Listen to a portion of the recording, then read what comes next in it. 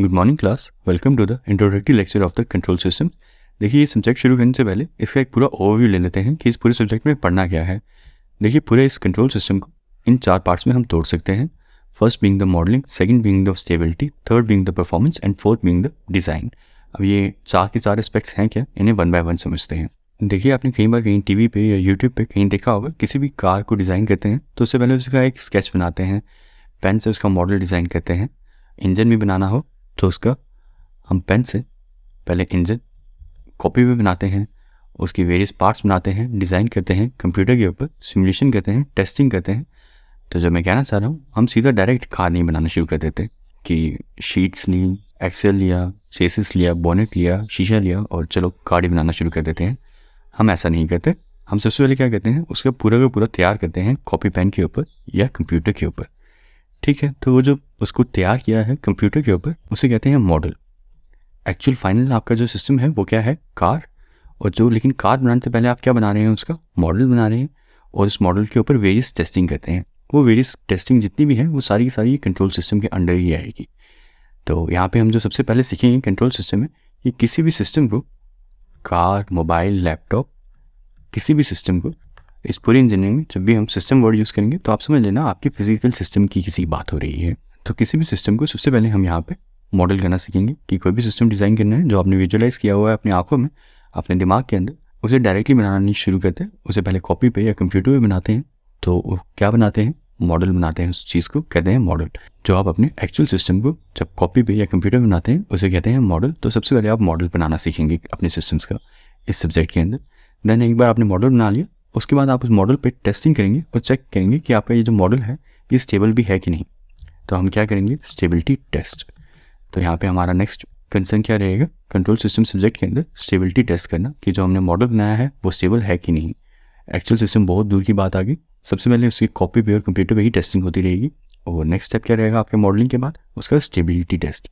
And then after there जब आपको पता चल गया कि आपका सिस्टम स्टेबल है तो आप उसकी नेक्स्ट चीज़ क्या करेंगे, परफॉर्मेंस चेक करेंगे कि वो अंडर परफॉर्म तो नहीं कर रहा, कि आपकी ये डिज़ायर्ड है कि इसकी परफॉर्मेंस कुछ इस तरह की होनी चाहिए, या आपकी स्पेसिफिकेशंस हैं कुछ भी, ये इस तरह को मीट कर रहा है इन स्पेसिफिकेशंस को नहीं। तो ये क्या हो गया, परफॉर्मेंस कैलकुलेशन। तो यहाँ पे हम क्या करेंगे, थर्ड स्टेप में हम परफॉर्मेंस कैलकुलेट करना सीखेंगे अपने मॉडल की कि वो किस तरह से परफॉर्म कर रहा है। If it's performing well then it's good, अगर नहीं कर रहा तो उसकी इंप्रूवमेंट, उन परफॉर्मेंस की इंप्रूवमेंट के लिए हम नेक्स्ट चीज़ सीखेंगे डिज़ाइन। इन चैप्टर्स के अंदर हम डिज़ाइन करना सीखेंगे। डिज़ाइन में क्या करेंगे, यहाँ पे हम उसकी परफॉर्मेंस इंप्रूव करना सीखेंगे। तो ये सारे इंडिविजुअली चैप्टर्स क्या हैं, ज़रा मेरे साथ देखिए। तो ये रहेंगे आपके कंट्रोल सिस्टम के चैप्टर्स। तो ये देखिए, ये जो पहले 3 चैप्टर्स रहेंगे, यहाँ पे आप किसी सिस्टम की मॉडलिंग करना सीखेंगे और मॉडलिंग करके उसका एक फाइनल ट्रांसफर फंक्शन निकालना सीखेंगे। इस ट्रांसफर फंक्शन के ऊपर आप अपने सारे टेस्ट करेंगे, स्टेबिलिटी टेस्ट भी करेंगे इस ट्रांसफर फंक्शन के ऊपर, परफॉर्मेंस टेस्ट भी करेंगे इसी ट्रांसफर फंक्शन की हेल्प से, और डिज़ाइन भी करेंगे इसी ट्रांसफर फंक्शन के ऊपर। तो कहने का मतलब, आप अपने पहले 3 चैप्टर्स में मॉडलिंग करना सीखेंगे किसी भी सिस्टम के, और वहाँ से फाइनल एक ट्रांसफर फंक्शन निकालेंगे ताकि आप उसके ऊपर अपने सारे टेस्ट परफॉर्म कर सकें। तो ये जो आपके चैप्टर रहेगा टाइम रिस्पॉन्स एनालिसिस, ये भी आपका परफॉर्मेंस के लिए टेस्ट रहेगा। आप यहाँ पे किसी तरह की परफॉर्मेंस निकालना सीखेंगे, ट्रांजिएंट परफॉर्मेंस कैसी है अपनी सिस्टम की, स्टेडी स्टेट परफॉर्मेंस कैसी है अपनी सिस्टम की। यहाँ पे आप ये परफॉर्मेंस कैलकुलेट करेंगे, transient and steady state performance. ठीक है, देन इस चैप्टर के अंदर आप स्टेबिलिटी निकालना सीखेंगे, the second aspect of the control system जिसकी हमने बात की थी। फर्स्ट एस्पेक्ट आप पहले 3 चैप्टर्स में सीखेंगे मॉडलिंग, एंड देन परफॉर्मेंस आप यहाँ पे देखेंगे टाइम रिस्पॉन्स एनालिसिस में। और इन 3 चैप्टर्स में रूट लोकस, नाइक्विस्ट, बोडे प्लॉट, यहाँ पे भी आप परफॉर्मेंस ही कैलकुलेट करना सीखेंगे किसी सिस्टम की।